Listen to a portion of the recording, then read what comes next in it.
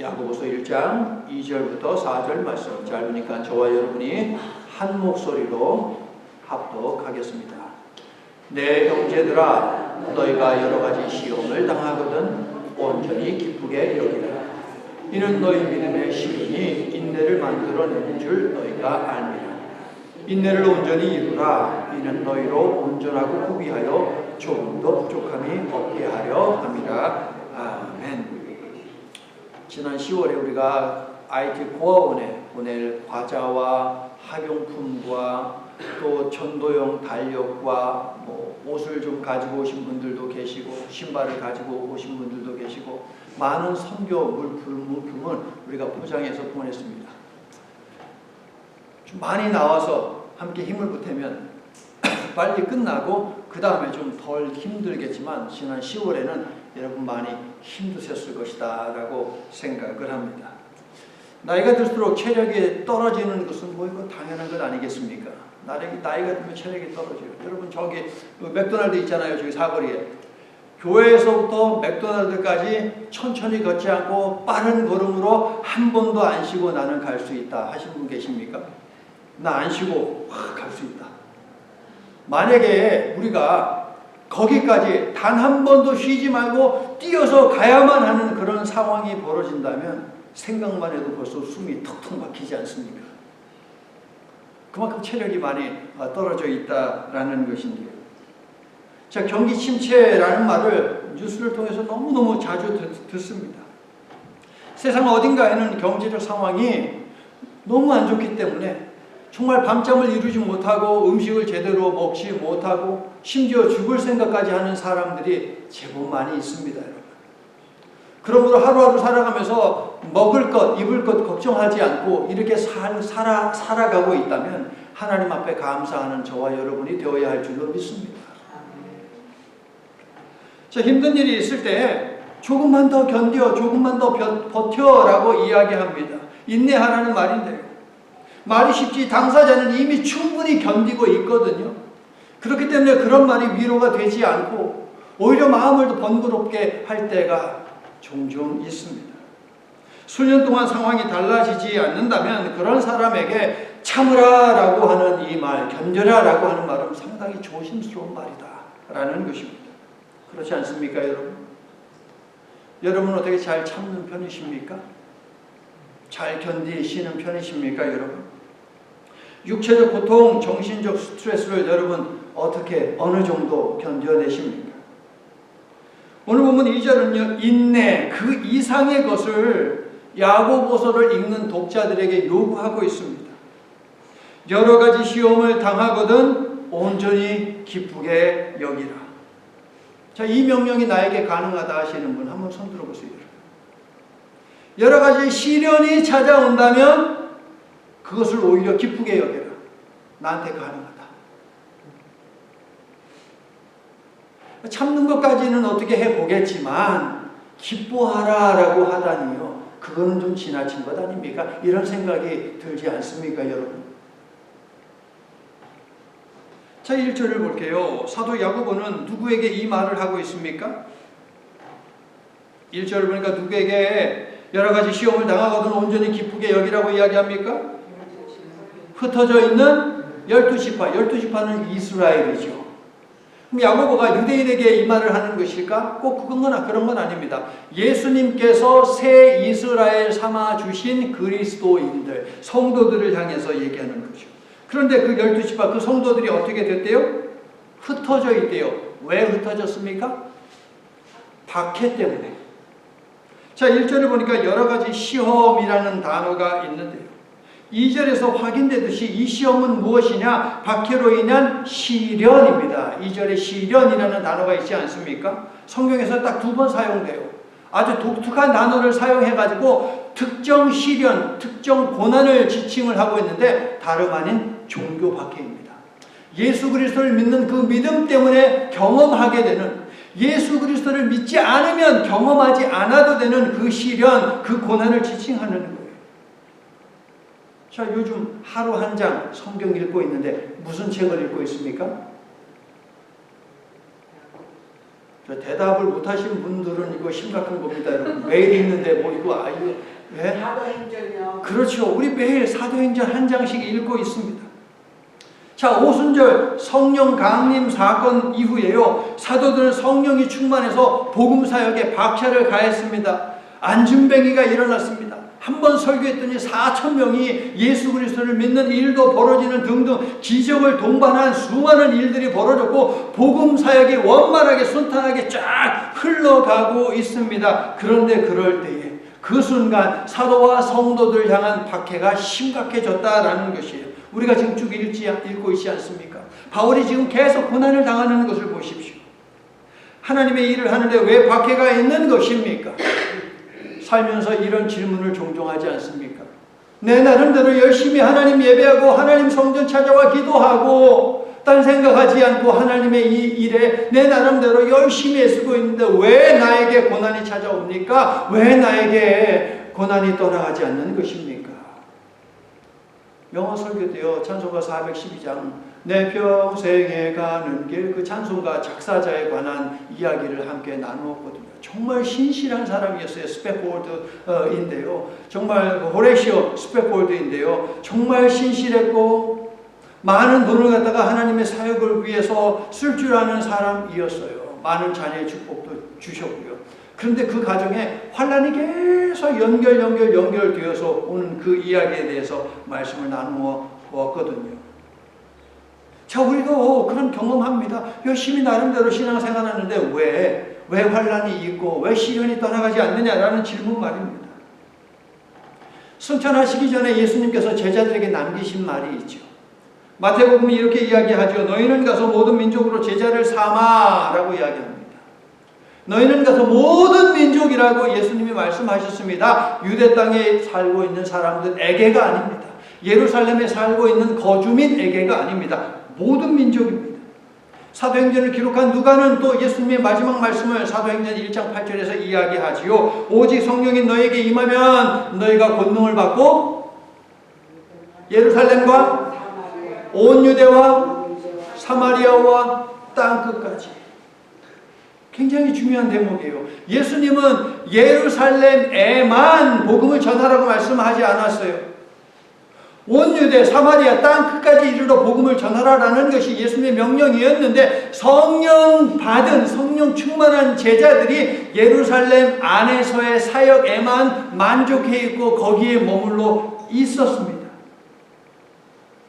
성도 여러분, 여러분은 주님의 말씀은 어떤 경로를 통해서든 성취되고 주님의 뜻은 어떤 방법을 통해서든 이루어진다라고 하는 이 사실을 믿으십니까? 예수님의 제자들에게 명령하셨어요. 근데 제자들이 이행하지 않아요. 그러면 주신 그 말씀이 없어지는 것입니까? 아닙니다. 우리가 계속 주일날 봤던 게 뭡니까? 저 위에 적혀 있었던 거, 당신은 여전히 하나님의 언약 백성입니다. 역대기 하면서 계속 우리가 봤잖아요. 여전히라는 것이 강조하는 것이 무엇입니까? 우리가 하나님 앞에 범죄함에도 불구하고 여전히 하나님은 우리를 언약 백성 삼아 주신다라는 것이에요. 아멘이세요, 여러분? 그게 하나님의 자비하심이고 그것이 바로 하나님의 인자하심 아니겠습니까, 여러분? 제자들에게 명령하셨는데 제자들은 예루살렘 밖으로 벗어날 마음이 없어요. 그러면 우리 주님께서 이 말씀, 제자들에게 주신 말씀을 성취하기 위해서 무엇을 하셔야 하는 것입니까? 성도 여러분, 우리 주님께서는 때로는 박해, 고난, 어려움이라는 방법도 사용하신다라는 이 사실을 알고 계십니까? 말씀이 성취되게 하기 위해서. 여러분의 삶에 하나님의 뜻이 이루어지기 위해서 고난이라는 방법을 사용하겠다라고 여러분에게 말씀하신다면 여러분은 주님 it's okay 라고 하시겠습니까? 아니면은 싫어요 라고 하시겠습니까? 괜찮아요. 고난도 좋으니까 내 삶 가운데 고난 주셔서 하나님의 뜻을 이루소서 라고 말할 수 있는 사람이 우리 가운데 있을까요, 여러분? 예수님도 기도하지 않았습니까?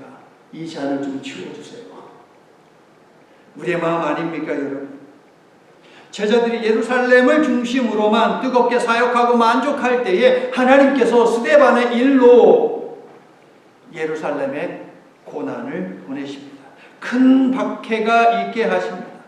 사도행전 8장으로 여러분 가 보셨어요? 사도행전 8장 신약 성경 199쪽 1절을 보세요. 사도행전 8장 1절 거기 보면 이렇게 되어 있어요.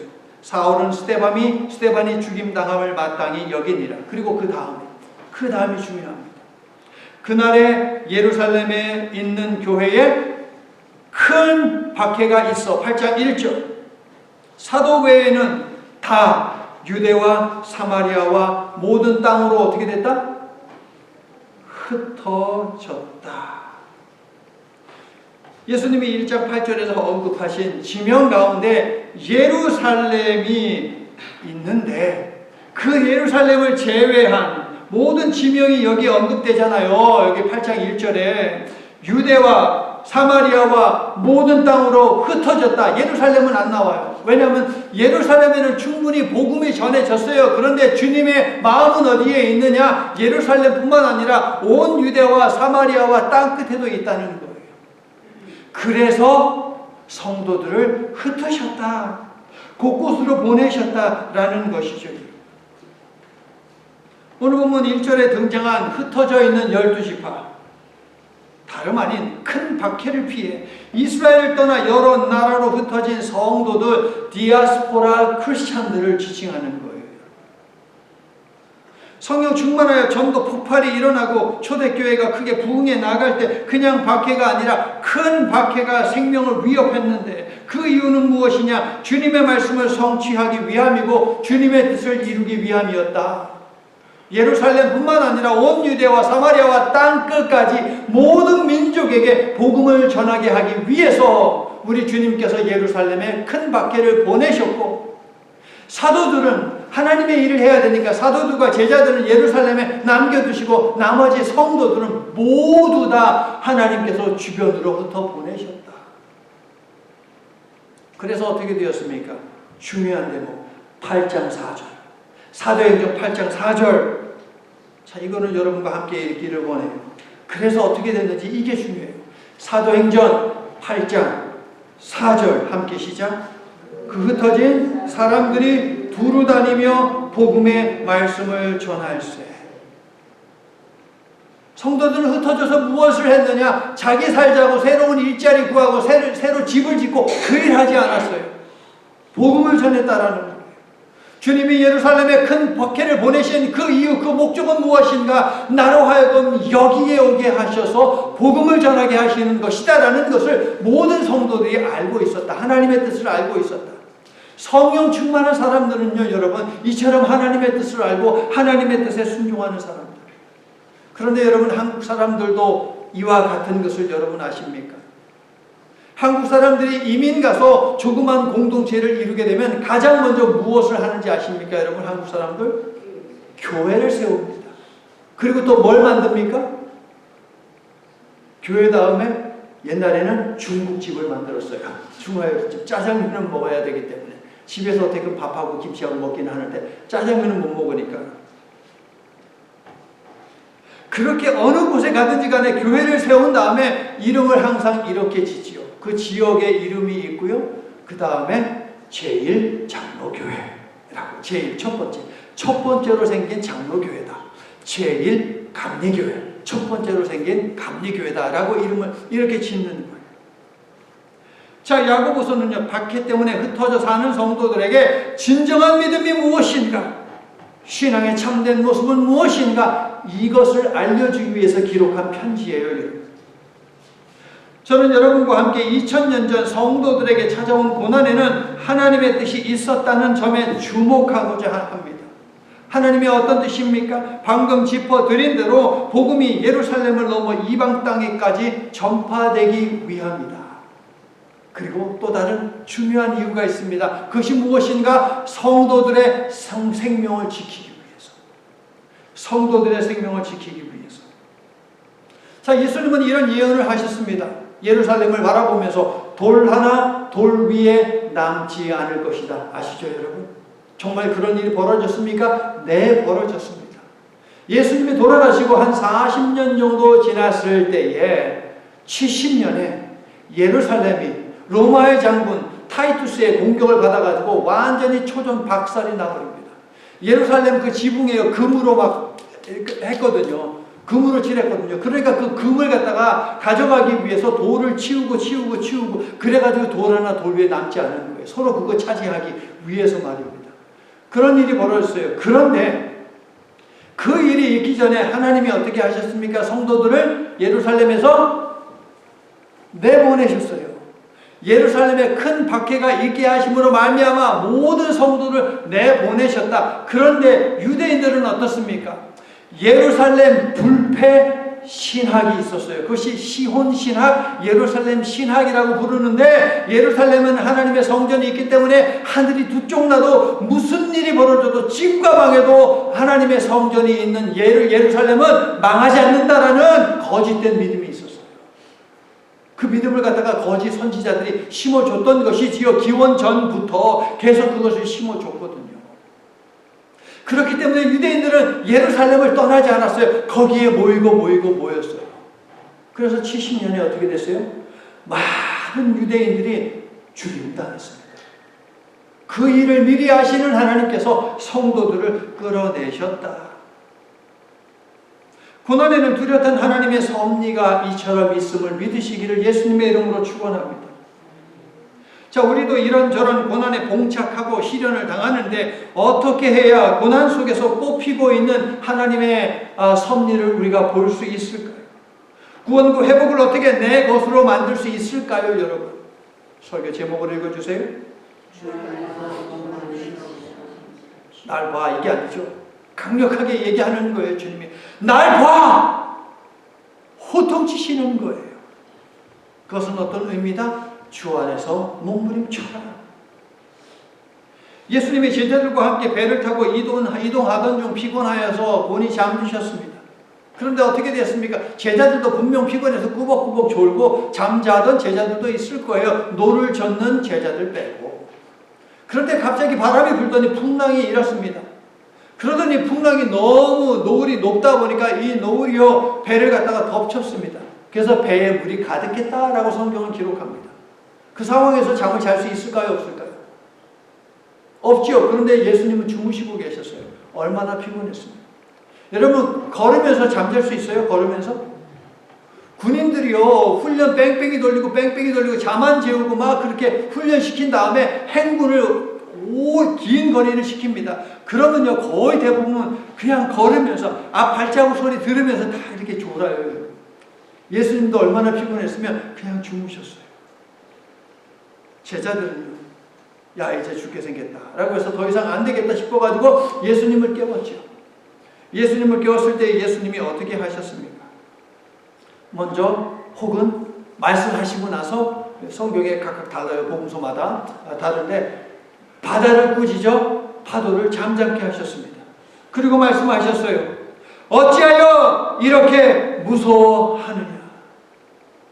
마태는 이 말씀과 함께 제자들에게 믿음이 작은 자들아 라고 말씀하셨다라고 기록을 하고 있고, 마가는 너희가 어찌 믿음이 없느냐라고 말씀하셨다라고 기록하고, 누가는 너희 믿음이 어디 있느냐라고 기록을 하고 있어요.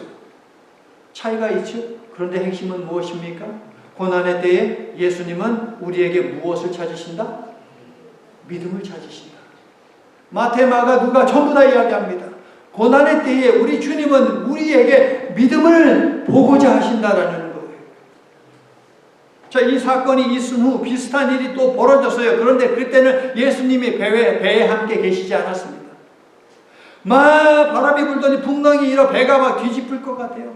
제자들은요 그래도 뱃사람들이 있으니까 온 힘을 다해가지고 배가 뒤집혀지지 않게 하기 위해서 완전히 몸부림을 치고 있습니다. 그때 예수님은 무엇하고 있었어요? 그 시간 깜깜한 한밤중이었습니다. 예수님은 저 떨어져 있는 산에서 기도하고 계셨어요.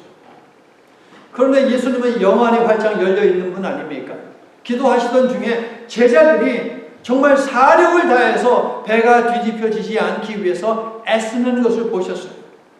그래서 기도를 마치시고 예수님이 그들을 구원하기 위해서 가셨어요. 어떻게 가셨어요? 바다 위를 걸어서 가셨어요. 바람 위를 걸어가셨어요. 제자들은요 풍랑 때문에 놀라고 있는데 저쪽에 보니까 뭐 하얀 물체가 바다 위로 막 다가오니까 그 제자들이 뭐라고 했대요? 귀신이다! 소리를 쳐서 너무 놀래가지고 예수님이 말씀하셨어요. 나니 두려워 말라. 그런데 누군지 알 수 있어요, 없어요?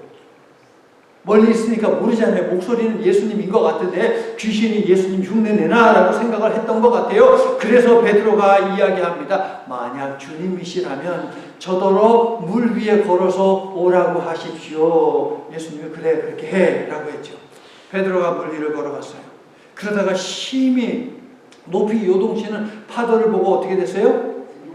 물에 빠졌어요. 예수님이 그 베드로를 잡아서 끌어올리셨어요. 그러면서 예수님 뭐라고 말씀하셨습니까? 믿음이 작은 자여 왜 의심하느냐? 고난에 대해 주님은 무엇을 보기 원하신다? 믿음을 보기 원하신다. 믿음이 적은 자여, 믿음이 없는 자여, 너의 믿음이 어디 있느냐? 왜 의심하느냐? 이 말은 무엇이냐? 날 봐. 이거예요. 날 봐. 지금 벌어져 있는 현실 말고 네가 직면해 있는 문제 말고 날 봐. 라고 말씀하시는 것이죠. 성도 여러분, 고난이 찾아와 어려울 때 주님은 믿음을 찾으시며 날 봐 하며 주님께 시선을 맞추라고 촉구하십니다. 그래서 예배하기 전에 우리가 나를 보라라고 하는, 하나님을 바라보라라고 하는, 시선을 주님께 고정시키라라고 하는 찬양을 계속 불렀습니다. 고난을 주는 사물도 사건도 사람이 아닌, 그리고 고난에서 건져줄 것 같은 사물도 일도 사람도 아닌 주님을 바라보는 것, 이것이 문제 해결의 열쇠입니다. 여러분 믿습니까? 풍랑이 이는 바다 위에 제자들을 예로 들었지만 성경에는 이러한 예가 무궁무진합니다. 여러분, 믿음의 조상 아브라함은 믿음의 눈을 들어서 보았을 때에 자기 아들의 생명을 대신할 순양을 볼 수 있었죠. 모세는 사사건건 불평하고 원망하고 두려워하는 그 백성들에게 이런저런 말할 필요가 없었어요. 하나님이 그에게 쥐어주신, 보이지 않는 하나님을 대신하여 그가 붙들게 하셨던 그 지팡이를 내밀면 되는 것이에요. 그 지팡이를 사용하면 되는 거예요. 물론 그 지팡이 가지고 백성들 두들겨 패라 뭐 이런 건 아니죠, 여러분. 믿음을 보여라 라는 것이죠. 다니엘과 그의 세 친구는 어떠했습니까? 죽음의 위험 앞에서 무엇을 했습니까? 하나님께 시선을 고정시켰잖아요. 예루살렘에 있는 그곳에 창문을 열고 하루 3번 변함없이 기도하는 다니엘의 모습을 보십시오. 불 속에 던져지는 그 위기의 순간에 그들이 하는 말을 보십시오. 이 불에 던져져서 우리 하나님이 우리를 구원하지 않는다 하더라도 그리 아니하실지라도 우리는 하나님을 찬양한다, 믿는다라고 고백하는 거 보십시오. 날 봐라고 하는 고난 가운데서 외치시는 그 주님께 그들의 시선을 고정시키는 거예요, 여러분. 날 봐. 내 안에서 몸부림치라고. 여러분, 여러분의 성경책을 여기 한번 눈앞에 가까이 한번 대보세요. 그럼 주변에 뭐가 보여요, 안 보여요? 날 봐 하시는 이유가 바로 거기에 있는 거예요. 우리가 주님께 시선을 고정시키면, 주님을 가까이 대하면 주변에 벌어져 있는, 지금 현재 요동치고 있는 것이 안 보이는 거예요. 그런데 베드로는 주님이 바로 앞에 계심에도 불구하고 주변을 두리번거리다가 주님에게서 시선을 놓치는 바로 그 순간 물에 빠져서 허우적거릴 수밖에 없었다. 오늘은 추수감사 주일입니다. 감사에 반대되는 말이 무엇일까요, 여러분? 불평, 불만, 원망, 뭐 이런 것들 생각나지 않습니까, 여러분? 불평하지 않고 감사하고 불안해하지 않고 기뻐하는 방법이 있다면 그것은 무엇일까요? 주님을 바라보시기를 바랍니다. 직면한 문제 속에서만 몸부림치지 말고 일에 매달리지도, 사람 붙잡지도 말고 주님 붙잡고 주님 안에서 몸부림치시기를 축원합니다. 이것이 불평과 불안을 줄이는 열쇠요, 2절이 요구하고 있는 시험과 고난 중에도 기뻐할 수 있는 방법입니다. 여러분, 날 봐. 주님을 보시라고. 본문 3절은요, 시련이 인내를 만든다라고 한 후 4절에서 인내를 온전히 이루라라고 하는데, 인내에 해당하는 단어예요, 여러분. 인내에 해당하는 단어. 휘포모네라는 단어인데요. 기다리다, 기대하다, 바라다, 희망하다, 구약 시편에 많이 등장하고 있는 주만 바라라라고 할 때 해당하는 그 단어 두 개가 있는데, 그 단어를 번역할 때에 그리스도는 이 단어를 사용합니다. 기다려라, 희망해라, 기대해라, 바라보아라 라는 이 단어. 근데 이것이 바로 인내하다 라는 단어예요. 야고보 사도는 박해로 인해 고난과 시련 중에 있는 성도들에게 주님을 바라보며 기다리라고, 주님 안에서 희망하며 기대하라며 위로하고 격려하는 것입니다.